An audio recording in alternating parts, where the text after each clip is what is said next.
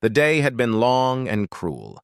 The cattle drive had drained every ounce of strength from Rancher Cole Danner, and now, as the sky bruised with the coming storm, he only wanted the quiet comfort of his ranch and the company of silence.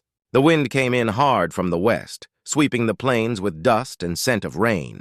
The horizon was an endless line of gray, broken only by the dark shape of a lone rider heading home, and something else that caught his eye. At first, Cole thought it was just another tumble of brush blown across the dry creek bed.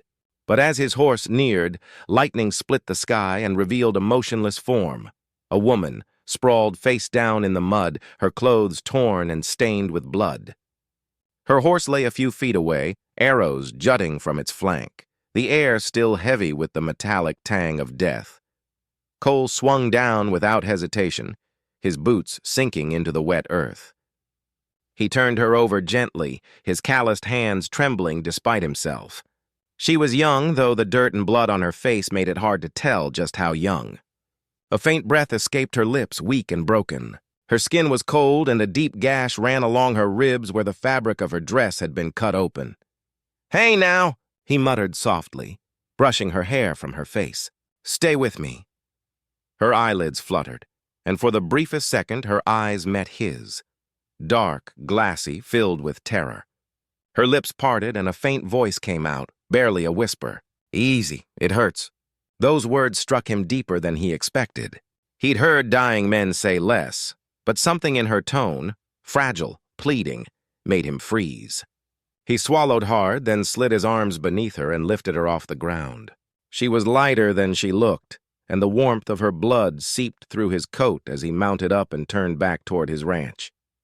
The storm broke behind them, rain lashing his back as thunder chased him across the plains. By the time they reached his cabin, night had fallen. The place was small but solid, built by his own hands years ago. He laid her down on the old bunk near the fire, lit a lamp, and worked fast. He cleaned her wounds as best he could, hands steady from years of tending cattle and mending broken bones. She winced once, the sound cutting through the silence like a blade. When he stripped away the blood-soaked fabric to dress the wound, he noticed something strange. A silver amulet tied with a thin leather cord around her neck. It was old, carved with markings he didn't recognize. He thought about removing it, but her hand shot up suddenly, gripping his wrist with surprising strength. Her eyes opened wide, panicked. "Don't take it off," she rasped, before falling back into unconsciousness. Cole sat back, heart pounding. This wasn't just some lost traveler. Whoever she was, she carried secrets heavier than the rain hammering the roof. Outside, the storm raged, but inside the cabin the only sounds were the fire's crackle and the shallow rhythm of her breathing. He poured himself a drink but didn't touch it. He couldn't shake the feeling that fate had just walked through his door, wounded, mysterious and dangerous. As he pulled the blanket over her shoulders, he whispered to himself, "Who in God's name are you?" But deep down, he already knew one thing for sure. His quiet life on the plains was over. That night, as lightning flashed through the cracks of the cabin walls, Cole Danner sat awake, rifle close, staring at the woman by the fire. The stranger who had fallen from the storm and changed everything. Morning crept over the plains like a ghost, pale and cold after the storm's fury. The sky stretched wide and washed clean, but inside the small cabin, the air hung heavy with tension. Cole Danner sat by the hearth, the smell of boiled coffee mingling with wood smoke. On the bunk near the fire, the stranger stirred beneath the blanket, her skin pale but no longer lifeless. When her eyes fluttered open, confusion flickered first, then fear. She tried to sit up, groaning as pain cut through her ribs. Cole moved quickly, steadying her shoulder. "Take it slow," he murmured. "You took a bad hit. Lost a lot of blood." Her gaze darted around the cabin. The rifle leaning against the wall, the saddle by the door, the single window looking out over empty land. She was trapped and she knew it. Her hand flew to her chest, feeling for the silver amulet, and when she found it still there, she exhaled in relief. Cole noticed. "That trinket mean something?" She didn't answer, only turned her face away. He poured her a cup of water and held it out. "You want to tell me who you are?" Her lips trembled, but the words wouldn't come. After a long silence, she said hoarsely, "You shouldn't have helped me." Cole frowned. "What's that supposed to mean?" "They'll come for me," she whispered. "And when they do, they'll kill anyone who's near." That made him pause. He'd seen plenty of runaways, rustlers, thieves, sometimes wives escaping bad men. But this woman carried a different kind of fear. It wasn't just about survival. It was about being hunted by something powerful, something that reached far beyond the dust and fences of his world. He leaned back in his chair, voice calm but firm. "If men are after you, I need to know why. Name's Cole Danner. This is my land, and if you're bringing trouble here, I'd like to know what kind." She looked at him then, her eyes dark and guarded. "Names get people killed, Mr. Danner." He studied her in the flickering firelight. The way she spoke, the way her hands trembled, it wasn't guilt he saw. It was exhaustion, fear, and something like shame. "You've been running a long time," he said quietly. Her silence confirmed it. By afternoon, she was strong enough to eat a little. Cole gave her some stew, then went outside to tend his horse and check the horizon. The land stretched endless and quiet, but he couldn't shake the feeling of eyes watching from beyond the ridges, the kind of stillness that comes before bad men ride in. When he returned to the cabin, she was sitting up, studying the fire. He noticed her satchel tucked beneath the bunk, a torn, mud-smeared thing barely holding together. Curiosity got the better of him after she fell asleep again that evening. He hesitated, then opened it gently. Inside were a few coins, a blood-stained kerchief, and a folded piece of paper. When he unfolded it, his heart sank. It was a wanted poster. The charcoal sketch was unmistakable, her face, though younger, with softer features. The words beneath it read, "Wanted, E. Boone, murder, theft, arson, $1,000 reward, alive." Cole stared at it for a long while, the paper trembling in his hand. $1,000 was no small bounty. For a moment, the practical part of him, the one hardened by years of loss and solitude, told him to turn her in. But something deeper pushed back. He looked at her sleeping by the fire, her body still bruised, her breathing soft. He thought of the fear in her eyes and the way she'd said, "You shouldn't have helped me."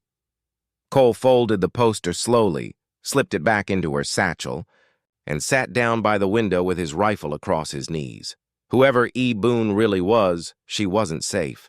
And neither, he realized grimly, was he.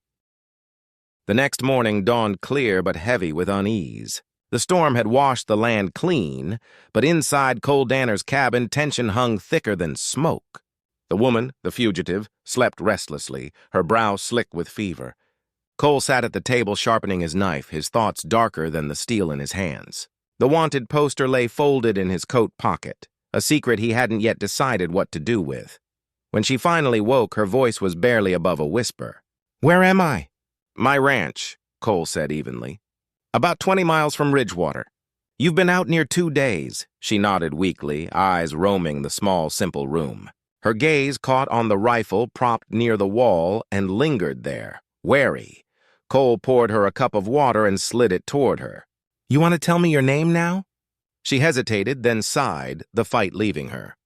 "Elara Boone," she said quietly. The name matched the one on the poster, and hearing it aloud settled something heavy in Cole's chest. He didn't accuse her right away. Instead, he leaned back, studying her face. The cut on her cheek, the dirt in her hair, the faint bruises along her neck. "That name's worth $1,000 to the right men," he said finally. Her head snapped up, panic flashing in her eyes. "You went through my things." "I did," he admitted, not apologizing. "You weren't talking, and I don't like being left in the dark on my own land." She looked ready to lash out, then stopped herself. Her shoulders sagged. "I'm not what that poster says," she said softly. "I didn't steal anything. I didn't kill anyone." Cole raised an eyebrow. "They all say that," but her eyes met his, and there was no defiance in them, only exhaustion. "I saw something I wasn't supposed to see," she murmured. And they made sure no one would believe me. She took a shaky breath, fingers tracing the edge of her amulet as she spoke. The railroad baron, Thomas Rourke, he's been cutting deals with the military, wanted to build his line through Apache land. When a family refused to move, Rourke's men slaughtered them, even the child. Then they called it a raid, blamed it on the Apache. I tried to tell a marshal what I'd seen, but by the next sunrise there was a poster with my name on it. Said I'd killed them for gold. Her words hung in the air like a storm ready to break. Cole sat still, jaw tight. He'd heard Rourke's name before, a man who bought lawmen as easily as cattle. So you ran, he said. I ran because I had proof. She lifted the amulet. This belonged to the little boy they killed. His father gave it to me before he died. It's Apache made, proof Rourke's men were there that night. But I never made it to the federal marshal. They caught me outside Bent Creek. I barely escaped. Cole rubbed his chin, torn between disbelief and the flicker of recognition. He'd lost his own brother to a lie, framed for horse theft and hung before the truth could breathe. The memory still burned in him like old whiskey. He looked at her again, the hunted woman sitting before his fire, trembling but unbroken. Something about her courage, quiet, stubborn, born from despair, stirred a part of him he thought long dead. You know, he said slowly, helping you means I'll have half the territory on my back. I know. Her voice was small, but her gaze didn't waver. You can still turn me in if that's what you want. Cole stood, pulling his hat down low. No, he said finally. I reckon I've turned in enough innocent folks in my time. He grabbed his rifle and walked to the door, scanning the far ridges where dust shimmered in the distance. If Rourke's men are still hunting, we'll need supplies and a place to hide. You're too weak to ride far, but we'll manage. Alara watched him, something fragile and unspoken forming between them. She didn't thank him, she didn't need to. He wasn't doing this for her bounty or even for her story. He was doing it because something about her pain mirrored his own. As the sun dipped low over the plains, Cole and Alara began to prepare, two broken souls bound by truth and danger, standing quietly against the storm they both knew was coming. By the third night, the peace of Cole Danner's ranch had turned to dust. The horizon, once a calm stretch of gold and sage, now carried the faint, ominous glimmer of dust clouds moving fast. Bounty men. There was no mistaking the way they rode, wide formation, cutting across the land like wolves closing in on a wounded deer. Cole spotted them from the ridge while checking his cattle pens. He cursed under his breath. They're coming, he muttered. He rode back hard, the horse kicking up dirt, heart pounding with something more than fear, a grim resolve. Inside the cabin, Alara Boone was still weak but strong enough to stand. Her fever had broken, leaving her pale and haunted. When Cole burst through the door, she read the truth in his eyes before he said a word. They found you. She swallowed hard. Then it's over. He set his rifle on the table, jaw tight. Not if I can help it. Alara shook her head, voice trembling. You don't understand. They're not lawmen. They're killers with badges. They'll burn this place down just to take me alive. Cole's eyes darkened. Then they'll have to ride through me first. He moved with quiet precision, gathering what they needed. Ammunition, canteens, his old saddlebag from the war days. He didn't say much, and Alara didn't ask. There was no time. Within an hour, the two were riding out under cover of twilight, heading for the old quartz mine buried deep in the canyon hills, a place Cole hadn't visited in years. By the time they reached it, night had fallen. The air inside the mine was cool and stale, the faint scent of earth and time hanging heavy. Cole lit a lantern and helped Alara down from her horse. She winced, clutching her side. The wound from days ago had reopened, blood soaking through her bandage. Sit, he ordered gently, kneeling beside her. His hands were steady as he worked to clean the wound, but the pain tore through her like fire. Easy, she gasped, voice breaking. It hurts. Cole froze mid-motion, every muscle locking. Her words, soft, trembling, echoed the night he'd found her. He swallowed hard, guilt tightening in his chest. It'll be over quick, he murmured, his voice low, almost tender. The moment hung between them, fragile as glass. Ilara's breathing slowed, and for the first time, she looked at him not as a stranger, but as someone she could trust, maybe even someone she needed. When the bandage was done, Cole sat back against the rock wall, listening to the wind whistle through the mine's cracks.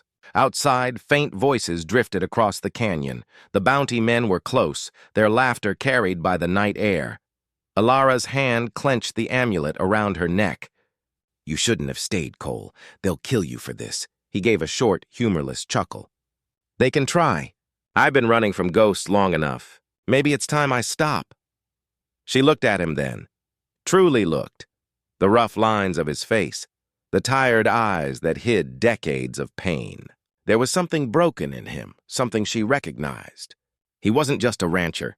He was a man who'd lost everything once and never stopped paying for it.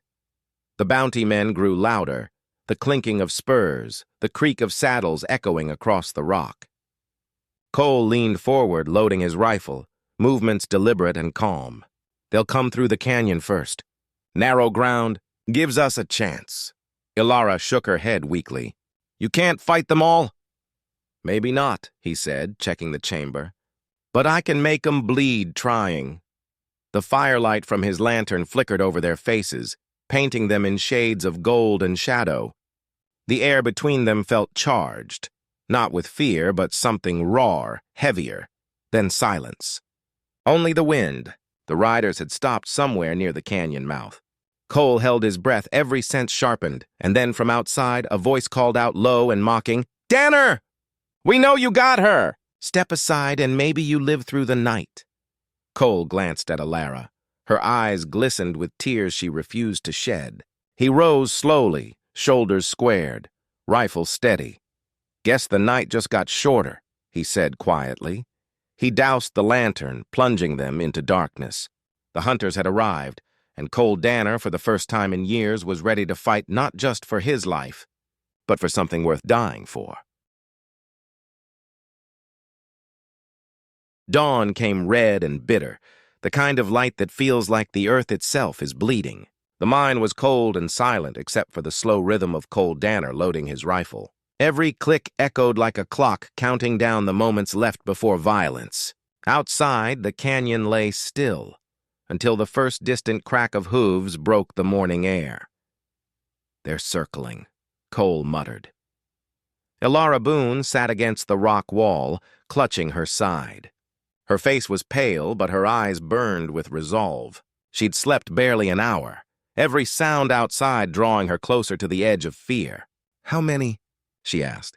"Too many," Cole replied grimly. "4 for sure. Maybe more in the ridge shadows." He peered out through the narrow crack of light that served as their only view.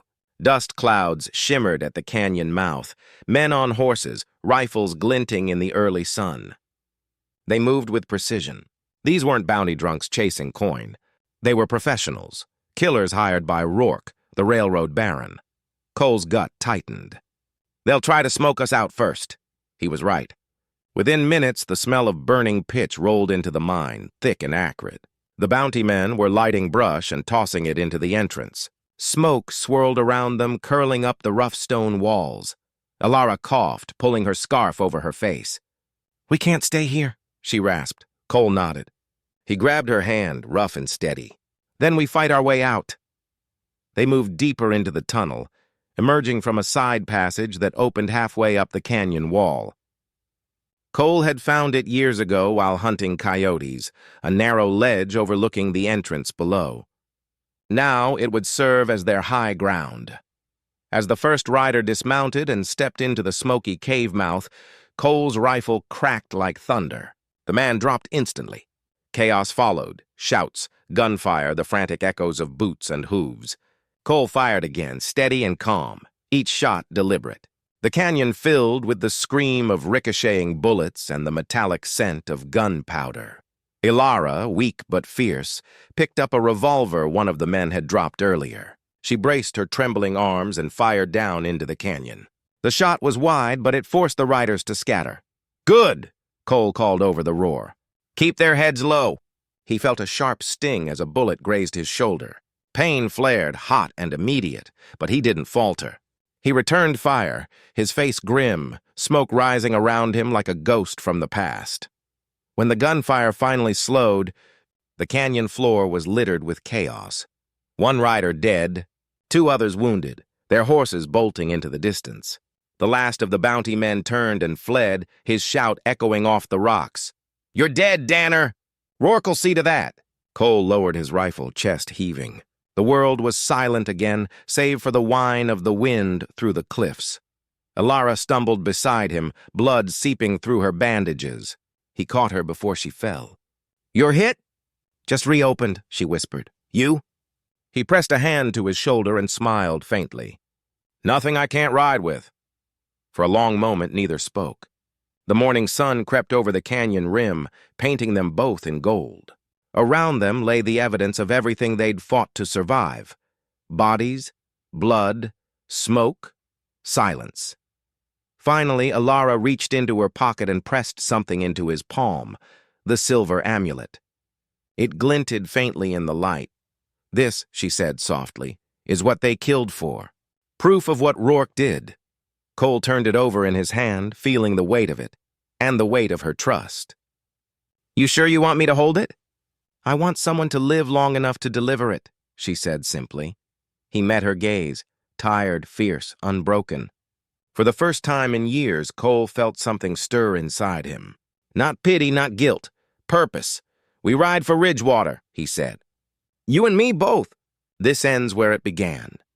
She nodded weakly, leaning on him as they made their way down the canyon, horses waiting below.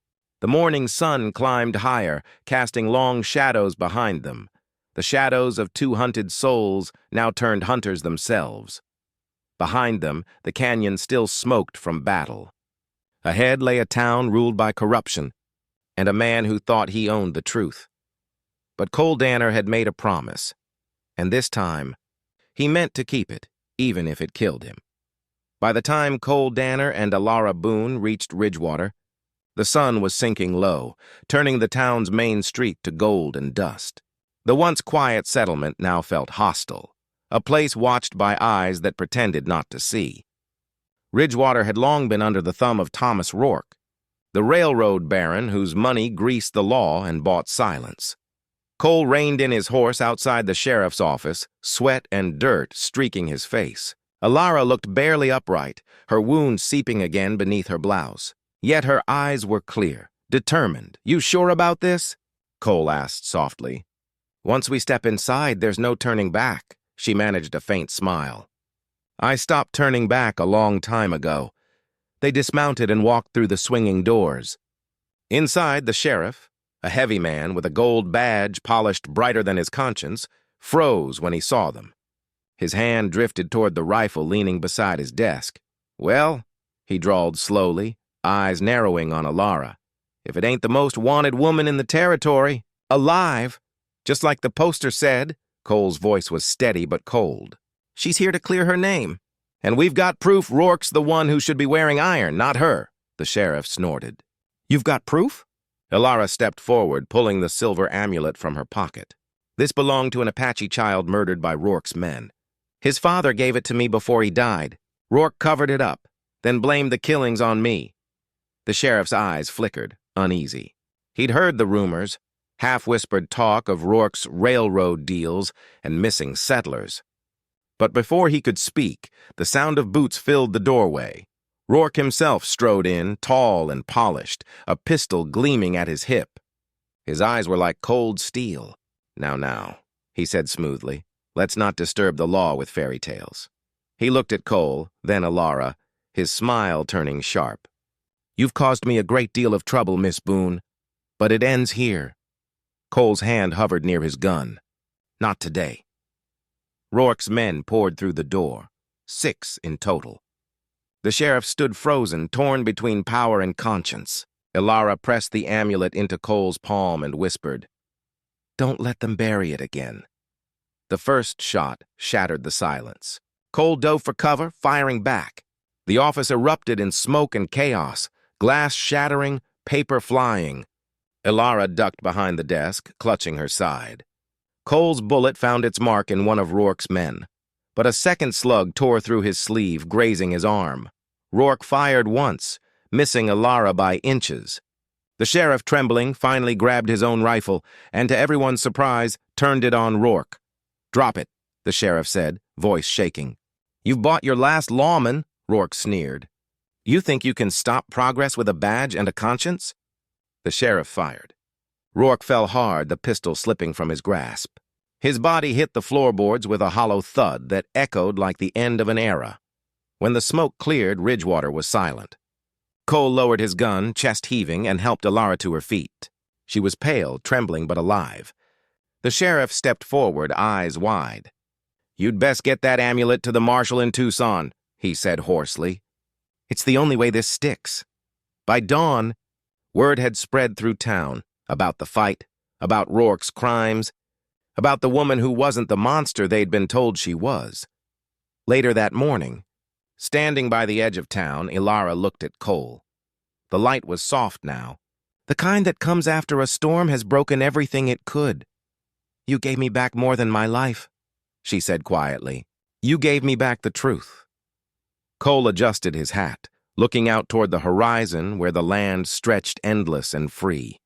"Easy," he said softly, the faintest smile touching his lips. "This time, it doesn't have to hurt." She smiled back, a weary, beautiful thing, then mounted her horse. As she rode away, the wind caught her hair, carrying it like smoke across the plains. Cole watched until she disappeared beyond the ridge, the amulet's faint weight still in his pocket, a reminder of what he'd fought for and what he'd lost. The rancher who had once lived for nothing now stood in the dawn's quiet, a man changed by one woman's truth, and when the wind swept through the grass, it whispered like her voice in the dark. "Easy. It hurts." But this time it was only memory.